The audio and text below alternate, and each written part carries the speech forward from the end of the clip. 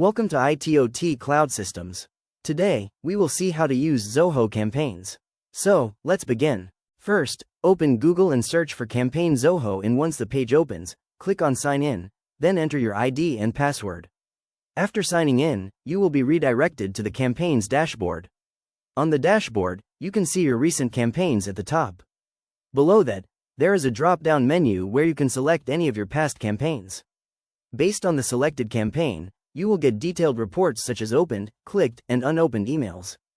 The second tab is Email Campaigns. Here, you can check how many campaigns have been sent, scheduled, in testing, or saved as drafts. On the top right corner, you will find a plus button, where you can create a new campaign. You have two options: regular campaign and advanced campaign. The third tab is Contacts.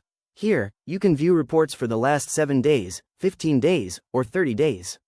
This shows how many contacts were added during that period. You can also see reports for total contacts, new contacts, unsubscribes, and bounces. There's also a graph that shows the contact trends, where blue indicates new contacts and pink indicates existing contacts. Below the graph, you will find a breakdown of marketing and non-marketing contacts. In addition, you can also see your plan details and the next 24 hours activities. Under the Create section, you have multiple options: email campaign, sign-up form, automation, mailing list, and contact sync. Now let's go to the Campaigns button. Here, we first find email campaigns and SMS campaigns. How to use them, we will see in the next video. Next, under the Contacts button, we have options like All Contacts, Manage Lists, Manage Topics, Sync Services, Segments, Sign-up Forms, Contact Scoring, and Contact Tags. In Automation, there are two filters, Owner and Status.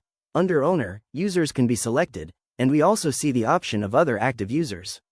Under Status, we get options like Active, Completed, Draft, and Frozen. Next is the E-commerce button. Then, in the library, we find images, email templates, workflow templates, form templates, and finally the attachment option. And lastly, we have the Reports button. In Reports, we get options like Sent Campaigns, Campaign-based Reports, List-based Reports, and SMS Campaign-based Reports. So, these are the different buttons available in Campaigns.